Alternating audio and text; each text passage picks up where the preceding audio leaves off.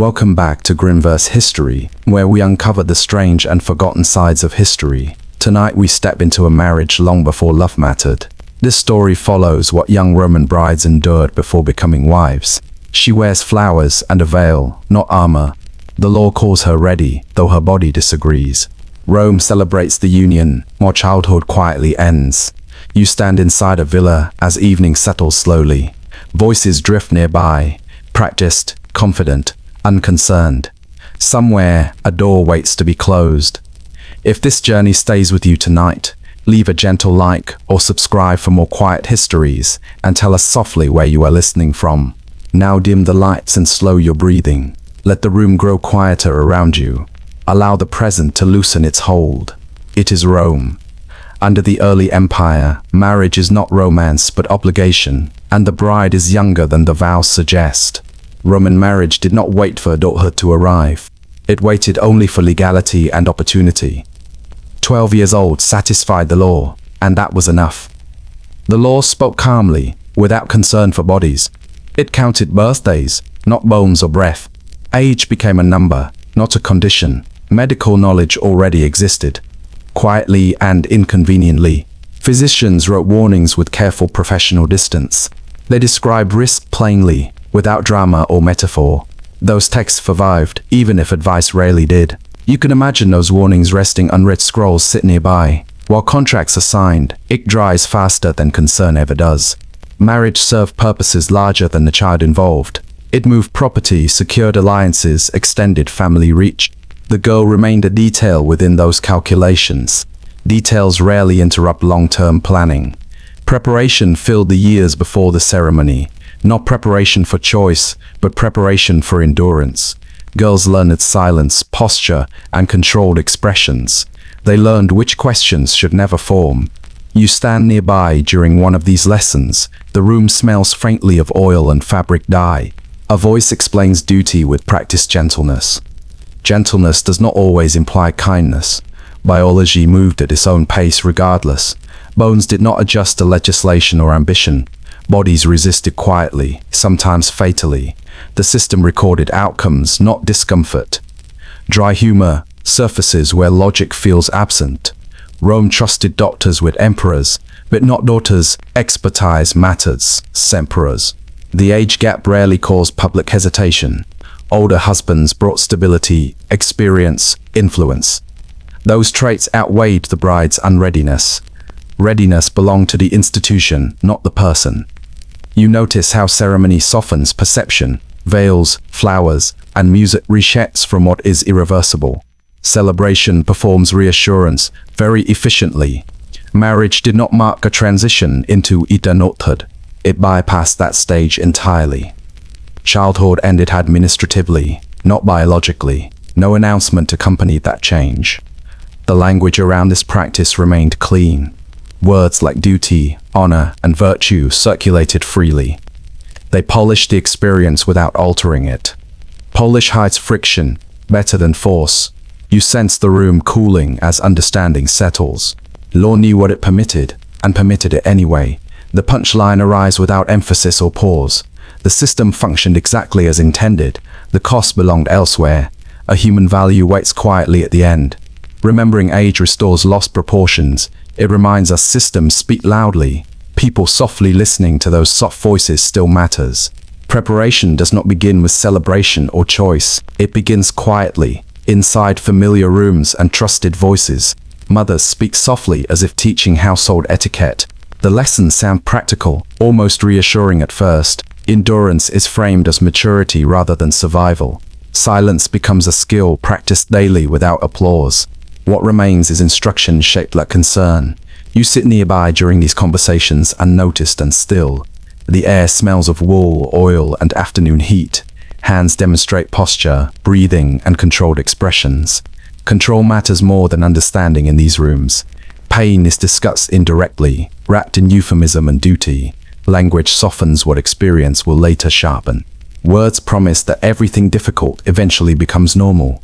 Normal is a flexible concept carefully maintained. Girls learn when to lower their eyes deliberately. They learn when stillness appears respectful, not frightened. They practice calm responses to uncomfortable expectations. Practice prepares the body before the mind agrees. You notice encouragement arrives mixed with gentle warnings. Resistance is described as unnecessary, even impolite. Endurance earns praise, while hesitation invites correction. Approval trains faster than force ever could. These lessons repeat across households with remarkable consistency. Consistency gives the impression of inevitability. What everyone teaches rarely appears questionable. Dry humor surfaces, where logic quietly breaks down. Rome educates daughters for marriage like military recruits. The difference lies mostly in vocabulary choices. Preparation avoids naming the bride's inner experience. Feelings complicate instruction and slow progress. Efficient prefers obedience without excessive reflection. Reflection belongs to those not immediately required. Mothers carry this knowledge with complicated care. Must speak from experience, not from cruelty. Passing endurance forward feels protective within limits. Protection sometimes adopts the shape of repetition. You feel the emotional temperature settle into neutrality. Neutrality keeps lessons digestible and repeatable. Strong reactions will disrupt the process. Disruption threatens times and agreements already signed. The training emphasizes the husband's comfort and priority. Harmony sounds peaceful, even when unevenly distributed. Words continue performing their quiet adjustments over time. Endurance replaces anticipation entirely. The future narrows into manageable expectations. Manageable does not mean gentle or fair. It means predictable enough for planning. This preparation succeeds, but it feels personal. Personal structure hides instant meaning.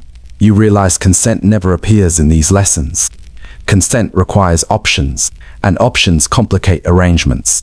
Arrangements function better without excess negotiation. The punchline arrives softly without dramatic emphasis. The bride learns endurance before learning herself. That order rarely reverses naturally. A human value waits beneath the routine. Naming endurance reveals the cost of silence. Listening carefully restores some withheld dignity. That attention remains available even now. The wedding night arrives, dressed as tradition. Music fades, torches dim. Laughter withdraws politely. What remains feels ceremonial rather than intimate. This moment carries legal weight, not emotional curiosity. It finalizes agreements, signed long before sunset. The night exists to confirm ownership, not affection. Poetry waits nearby, ready to soften perception. Verses compare conquest, ready to soften perception. Language performs comfort while reality stays unexamined. You notice how metaphors replace direct description. Metaphors allow distance from what actually occurs. Distance keeps traditions intact across generations. Law stands quietly in the corner of the room. It does not intervene or question the scene. Its approval arrives automatically through procedure. Gestures are rehearsed. Expectations already distributed. Everyone understands their role without explanation. You hear voices outside joking deliberately too loudly. Noise disguises what happens behind closed doors. Public celebration absorbs private discomfort efficiently. The bride signals respected rather than hesitation. Performance signals comfort rather than hesitation. This expectation append with were written between lines. Art, law, and custom reinforce the same message. Resistance becomes theatrical, not meaningful. Verification follows mourning with administrative calm. Evidence replaces testimony as proof of legitimacy. The household observes results without asking questions. Wry humor slips in where logic thins. Rome requires paperwork for pain, not permission. The ceremony pretends to sanctify the experience. Sanctification offers moral cover, not comfort. Cover proves useful when questions arise later. You feel the temperature shift as formality settles. Cold routine replaces any lingering ceremony. The night becomes a completed task. Poets later celebrate the union with elegant phrasing. Their words travel further than lived experiences.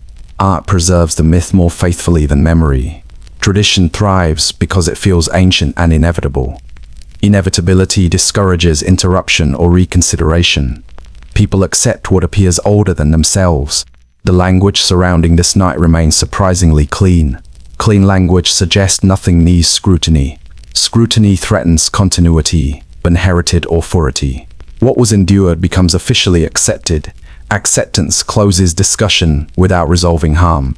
The punchline arrives quietly, without raised eyebrows. A knight becomes lawful by completing procedure. Meaning remains secondary to validation. A softer human value waits beneath the structure. Naming rituals reveals how power hides in form.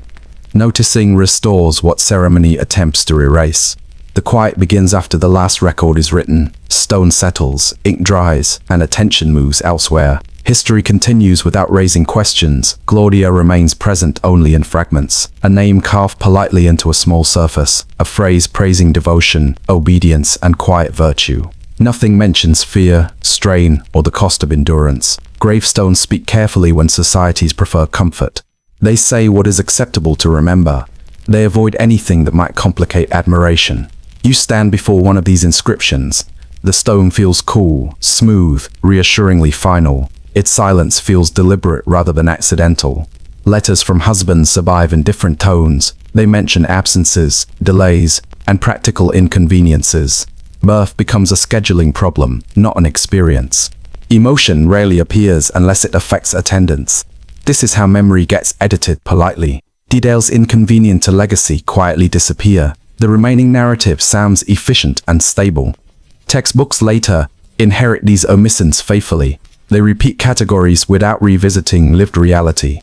You notice how vocabulary does the heavy lifting. Words like tradition and virtue carry impressive weight. They make repetition sound intentional and noble. Noble framing discourages further inspection. Silence works best when it feels normal. Normal does not attract footnotes or discomfort.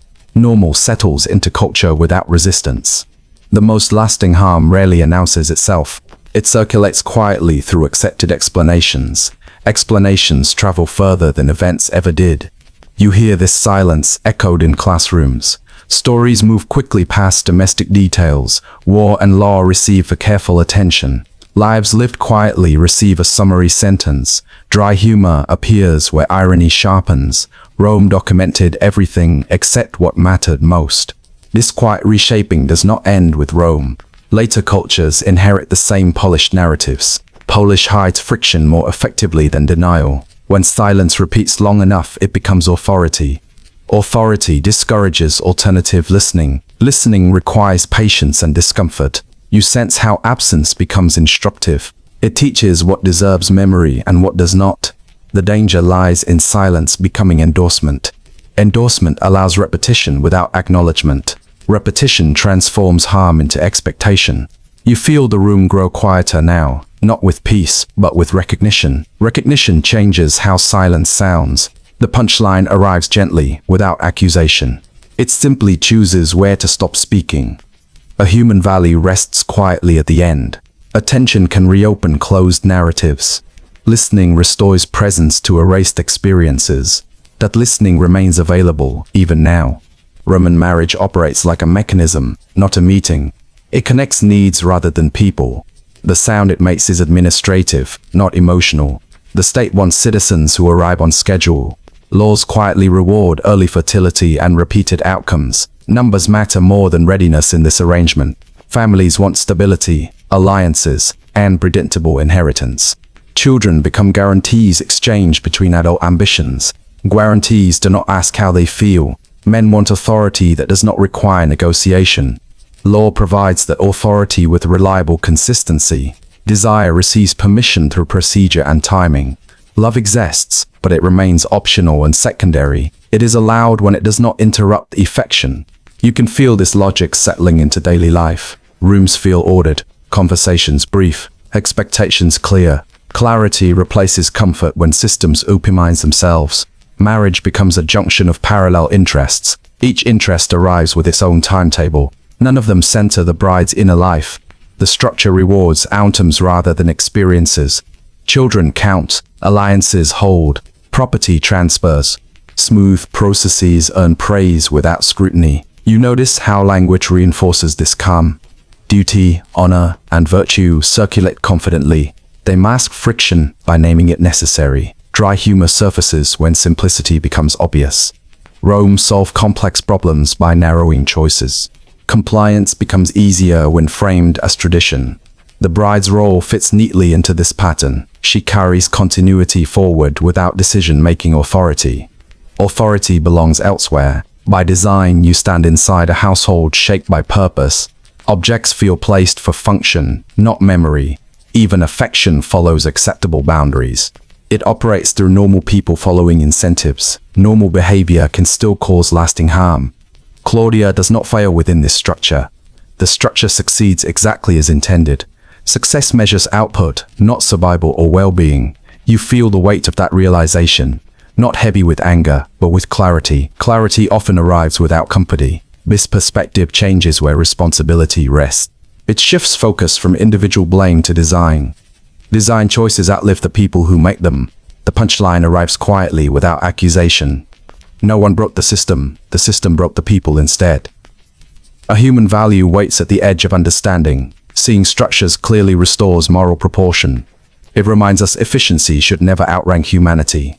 You cannot rewrite Roman law tonight, but recognizing its shape sharpens present awareness. Attention remains a small, steady correction. The journey slows now. The room grows quieter than before. Nothing asks you to follow further tonight. Somewhere in memory, sandals rest near a doorway. Favorite settles after a long ceremonial day. Oil lamps flicker, then steady into softer light. A distant street hum fades into stone and night air. You can still sense the weight of silence. Not loud, not dramatic, just patiently present. It lingers the way habits once did. Now the distance gently returns. Centuries loosen their grip without resistance. It feels like closing a book with care, not because it is finished, but because rest arrives. The past stays where it belongs. For now, its echoes soften as the present resumes shape. Breathing finds an easier rhythm again. The room remembers who you are. If this quiet journey stayed with you, you may leave a small sign behind, a gentle like, a soft share, or a subscribe. Only if it feels natural, never required. Grimverse history waits quietly in the dark. Stories rest between nights like this. They do not ask for attention. Let your thoughts drift now. The night holds fragile things gently. Goodbye, and we will meet again.